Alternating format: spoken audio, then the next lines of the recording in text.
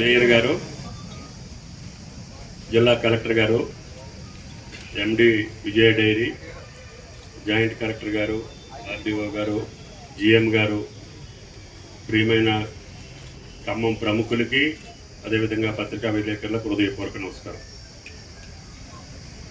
ఈ డైరీ 50 సంవత్సరాల క్రితం స్థాపించబడింది. నాకు తెలిసి 75లో. ఈ యొక్క భవనం ఎట్టి పరిస్థితుల్లో కూడా భవిష్యత్తులో ఉపయోగపడే పరిస్థితి లేదు. అయినా సరే మనోళ్ళు దాన్ని కొనసాగించుకుంటూ వస్తున్నారు. నేను లోపలంతా పరిశీలించాను. అది ఎట్టి పరిస్థితుల్లో కూడా ఇమ్మీడియట్ రెన్యువేషన్ ఒకటి, పర్మనెంట్ ప్లాన్ ఒకటి. సోలార్ కూడా ఇంకా మీరు పెంచుకొని మనం పవర్ కొనవలసిన అవసరం లేదు. డ్రింకింగ్ వాటర్ కూడా కమిషనర్, మున్సిపాలిటీ అండ్ కలెక్టర్ గారు ఒకసారి రివ్యూ చేసి, ఎండీ గారు అడిగేది వాటర్, ఆ వాటర్ ఎట్లా మీరు ఇమీడియట్గా చేయగలుగుతారో ఒకటి. చుట్టుపక్కల ఉన్న డ్రైన్స్ అన్నీ కూడా ఇందులోకి వస్తున్నాయి. కాలనీలో ఉన్న డ్రైన్లు అన్నీ కూడా మన డైరీలోకి వస్తున్నాయి. దానికి కాంపౌండ్ వల్ల లేకపోతే ముందు డ్రైన్ డైవర్షన్ చేసిన తర్వాత ఏం ఫెన్సింగ్ వేస్తే బెటరు. అర్జెంటుగా ఆక్యుపేషన్ లేకుండా ఉండాలి. ఇంత చిల్లరగా ఉండొద్దు. ఖమ్మం మధ్యలో ఉంది ఇది ఇప్పుడు. అప్పుడు ఇది ఖమ్మానికి బయట, ఇప్పుడు ఖమ్మం మధ్యలో ఉంది. కాబట్టి కలెక్టర్ గారు, ఎండీ గారు ఒక అరగంట కలెక్టరేట్కి వెళ్ళి దీని మీద రివ్యూ చేసుకొని, జేసీ గారు కూడా వస్తే ఇమ్మీడియట్గా చేయగలుగుతాము. నా ఉద్దేశం ఏంటంటే టెంపరీగా చేసి ఆ 2.5-3 కోట్లతోటి కొంచెం పని జరిగేటట్టుగా. ఇప్పుడు ఎందుకంటే సీజన్ మొదలవుతుంది కాబట్టి పాల సేకరణ మళ్ళీ పెరుగుద్ది. కాబట్టి దానికి తగ్గట్టుగా ఇప్పుడే మనం దీన్ని డిస్మాండిల్ చేయలేం. దీనికి నేను పర్మనెంట్ ప్లాన్ ఒకటే ఎండీ గారిని ఆలోచన చేయమని చెప్తున్నా. మళ్ళీ పక్కా భవనాలు, కొత్త మిషనరీ, ఎవ్రీథింగ్ న్యూ. ఈ జిల్లాలో ఉన్నది నాకు తెలిసి సొత్తుపల్లిలో ఉంది, కొత్తగూడెంలో ఉంది, భద్రాచలంలో ఉంది. మీ విజయ డైరీ కింద ఉన్నటువంటి 6-7 చిల్లింగ్ సెంటర్లు ఉన్నాయి.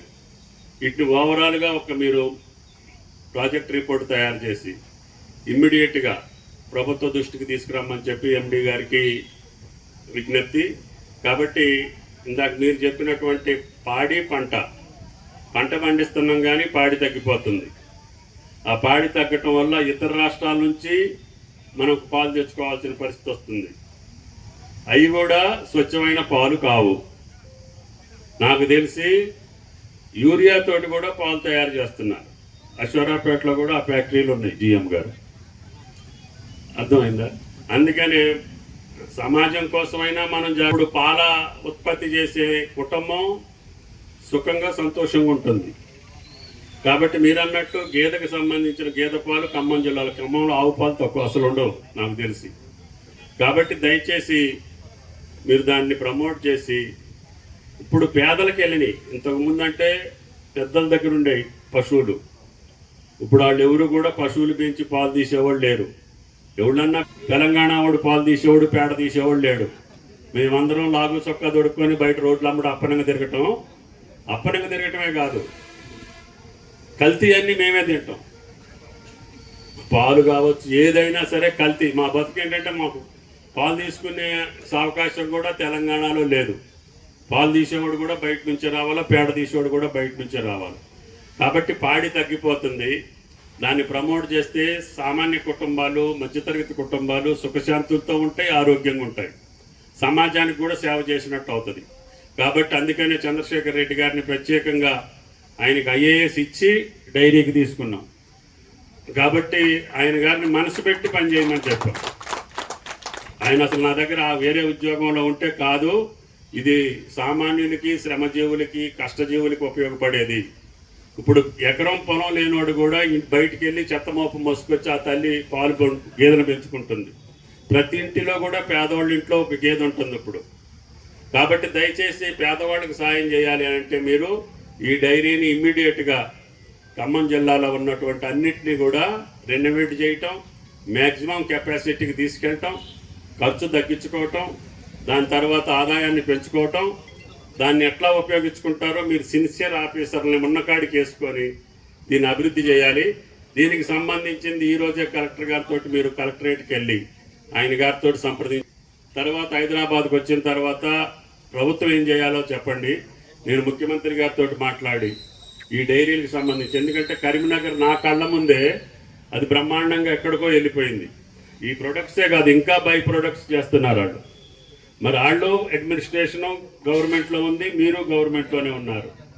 అక్కడ ఎట్లా జరిగింది, ఇక్కడ ఎందుకు జరగట్లేదు అంటే ఒక వ్యక్తి ఉంటే జరుగుద్ది. ఆ వ్యక్తిని మీరు సెలెక్ట్ చేసుకోవటం ఆఫీసర్గా కానీ నాన్ ఆఫీషియల్గా కానీ ఒక వ్యక్తి ఉంటే దీన్ని మళ్ళీ ఎక్కడికో తీసుకెళ్ళొచ్చు.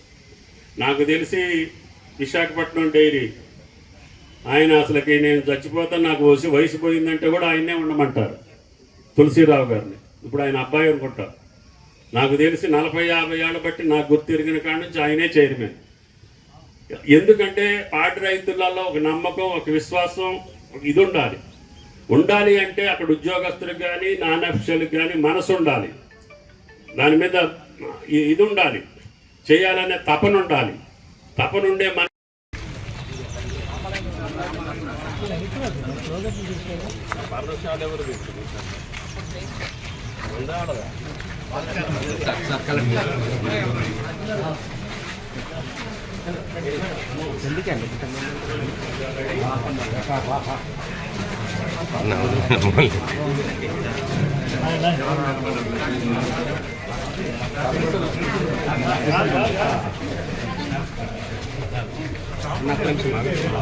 నిమిషం ఆగ